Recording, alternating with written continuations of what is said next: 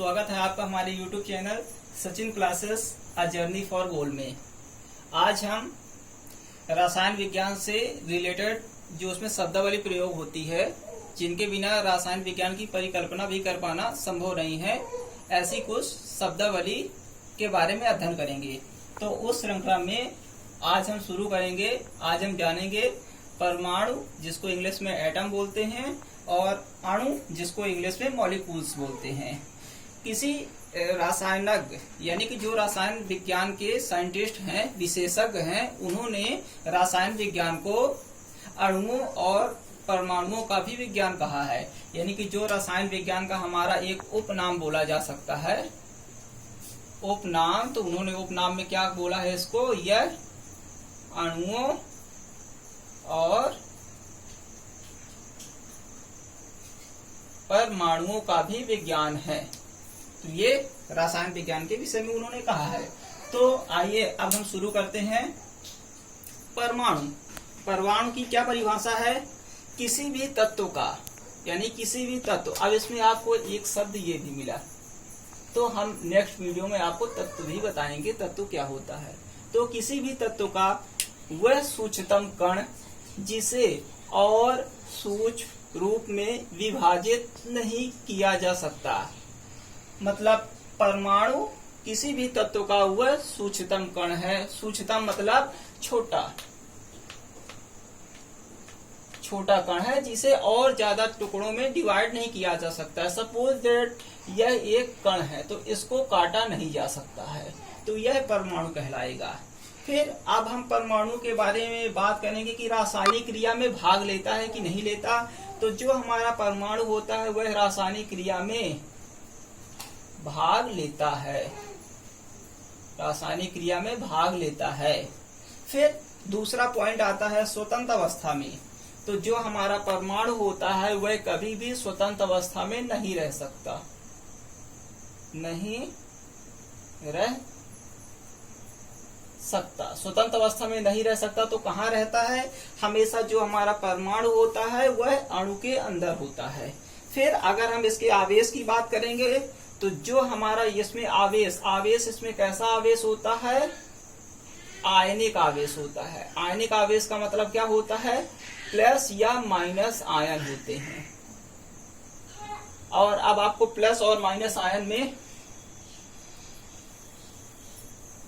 हम आपको बताते हैं कि जैसे जो हमारा परमाणु होता है, समझो ये परमाणु है, तो हमारे परमाणु के अंदर क्या क्या होता है? प्रोटॉन होता है, इलेक्ट्रॉन होता है और न्यूट्रॉन होता है। तो ये हमारे परमाणु के अंदर होते हैं। तो प्रोटॉन में कौन सा आवेश होता है? प्लस आवेश होता है। और अगर हम इलेक्ट्रॉन की बात करें तो इसमें माइनस चार्ज होता है। इसी तरह न्यूट्रॉन की बात कर रहे हैं तो इसमें कोई आवेश नहीं होता है, मतलब उदासीन होता है। ठीक, तो ये हमारी हुई परमाणु की बात। तो परमाणु में हमने क्या पढ़ा? किसी भी तत्व का सूक्ष्मतम कण है जिसे और सूक्ष्म कणों में विभाजित नहीं किया जा सकता है, और यह प्रकृति में स्वतंत्र अवस्था में नहीं पाया जा सकता है। किसी भी रासायनिक अभिक्रिया में यह भाग लेता है। अगर हम इसके आवेश की बात करते हैं तो इसमें आयनिक आवेश होता है। इसका आयनिक आवेश किसके कारण होता है? क्योंकि ये जो परमाणु होता है हमारा इलेक्ट्रॉन, प्रोटॉन और न्यूट्रॉन से मिलकर बना होता है, इसीलिए इसमें इलेक्ट्रॉन और प्रोटॉन के कारण इसमें धन या ऋण आवेश होता है। अब हम बात करते हैं मॉलिक्यूल्स की। पदार्थ के छोटे छोटे कण जो परमाणु से मिलकर बने हैं। अभी हमने परमाणु के बारे में जाना, तो अणु की परिभाषा में हमारा कौन सा शब्द आ गया? परमाणु। क्योंकि हम परमाणु को पढ़ चुके हैं तो हम इस चीज को अच्छे से समझ जाएंगे कि ऐसे छोटे छोटे कण जो परमाणु से मिलकर बने हैं। यानी सपोज दैट ये एक परमाणु है, प्लस ये एक परमाणु है, तो ये क्या है? एक परमाणु। और ये भी एक क्या है? परमाणु। तो ये दोनों मिलकर एक बड़ा जो बना लिए, तो इसको हम क्या बोलेंगे? अणु। ये हमारा अणु हो गया। मतलब दो या दो से अधिक छोटे छोटे परमाणु मिलके एक अणु बना लेंगे। फिर जो हमने यहाँ इसकी प्रॉपर्टीज पढ़ी थी, इसके गुणधर्म रासायनिक क्रिया में भाग लेते हैं, उसी तरह हमारी ये अणु की वो होती है। तो अणु जो हमारे रासायनिक अभिक्रिया में अगर हम बात करें तो भाग,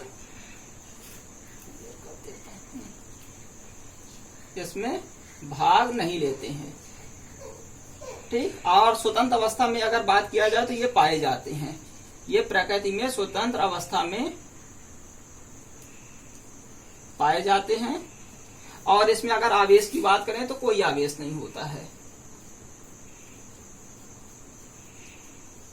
कोई आवेश नहीं होता है। क्यों आवेश नहीं होता है? क्यों? क्योंकि हमारा जो परमाणु है, अणु को अगर हम तोड़ देंगे तो वो अणु को जब तोड़ने के बाद, जैसे ये एक हमारा ये अणु है, इसको हमने तोड़ दिया तो ये हमारे 2 परमाणु में बन जाएगा। तो यहाँ पास परमाणु की प्रॉपर्टीज यानी कि जो परमाणुओं के गुणधर्म होंगे वो ये फॉलो करने लगता है। तो ये हमारी क्लास हुई। जैसे यहाँ पास आप देखते हैं, अगर हम परमाणु की बात करते हैं तो जो हमारा जैसे कोई तत्व, जैसे हाइड्रोजन, हाइड्रोजन भी एक परमाणु है। क्यों? क्योंकि ये हाइड्रोजन अकेले है। इसी तरह अगर इसको अणु में बात करा जाए तो 2 हाइड्रोजन मिला दिया जाए, जैसे मैंने एक एच यानी कि ये हाइड्रोजन यानी एक एटम, ये एक एटम मिलकर क्या बना लिए? अपने H2 बना लिए। तो H2 हमारा अणु हो गया और ये अकेला हाइड्रोजन एक परमाणु हो गया, अकेला हाइड्रोजन एक परमाणु हो गया। तो ये परमाणु प्लस परमाणु इक्वल टू अणु। तो ये हमारी श्रृंखला है। तो अगली श्रृंखला में हम आपको लाएंगे, ऐसे आपको एक तत्व मिला, तत्व क्या होते हैं इसके बारे में हम आपको बताएंगे। फिर तत्व में यौगिक आता है, यौगिक क्या होते हैं, मिश्रण क्या होते हैं। इन हर चीजों में एक बारीक अंतर है। क्यों बारीक अंतर? जैसा कि आपने देखा कि सबसे छोटा है। अब मैं आपको थोड़ा सा यहाँ मिटा के शॉर्ट में बता देता हूँ, थोड़ा सा इसको इरेज करके, हल्का सा 1 मिनट का काम है। देखिए, जैसे हम बात करते हैं, ये हमारा अणु हो गया, अणु है, अणु को हमने तोड़ा, मान के चलो ये अणु है, हमने अणु को पत्थर मार के या फिर किसी भी चीज से तोड़ा, तो ये क्या बन जाता है? यहाँ पास परमाणु। कोई जरूर नहीं कि एक ही परमाणु बनेगा, इससे कई परमाणु बन सकते हैं, ये भी एक परमाणु, ये भी एक परमाणु। ठीक इसी तरह हम जब अगली कक्षा में पढ़ेंगे तो हम जानेंगे तत्व क्या होता है, क्योंकि तत्व भी कहीं ना कहीं अणु और परमाणु के अंदर ही तत्व है। इसी तरह जो हमारा यौगिक है वो भी अणु और परमाणुओं का मिश्रण ही है। इसी तरह हमारा जो मिश्रण है ये भी कहीं ना कहीं अणु और परमाणु इसमें है। तो जो हम तत्व और यौगिक पढ़ेंगे तो ये केवल इस विषय में क्लासिफाई होंगे कि कौन सा शुद्ध रूप है, कौन सा थोड़ा अशुद्ध रूप है, किसका प्रतिशत संगठन निश्चित है। उस हिसाब से हम इन चीजों को क्लासिफाई करेंगे। तो वो हम अगली क्लास में इसका अध्ययन करेंगे।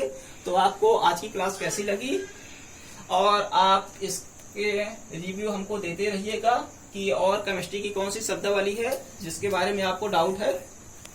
और अगर आपको मेरा पढ़ाया हुआ समझ में आ रहा है तो आप हमारे चैनल को लाइक, सब्सक्राइब और कमेंट में आपकी जो क्वेरीज हैं, अगर यहाँ कुछ गलत हो रहा है मेरे से तो आप वो भी बता सकते हैं, या फिर कुछ एक्स्ट्रा जो ऐड करने लायक हो, या फिर कोई नई चीज किसी भी सब्जेक्ट से रिलेटेड हो, चाहे वो आपकी फिजिक्स, केमिस्ट्री, मैथमेटिक्स या फिर किसी भी कंपटीशन एग्जाम से रिलेटेड हो, कोई भी सब्जेक्ट हो, आप हमें सजेस्ट करते रहिएगा। हम हर एक सब्जेक्ट और हर एक कॉम्पिटिटिव एग्जाम के लिए वीडियोस लाएंगे, और हमारी हर एक वीडियोस टोटली फ्री रहेगी। टेस्ट श्रृंखला भी शुरू होगी और पीडीएफ ही, जैसे हमारे रेगुलर वीडियोस आने लगेंगे, बहुत से लोग हमारे साथ जुड़ जाएंगे तो हम पीडीएफ भी देना स्टार्ट कर देंगे। तो थैंक यू।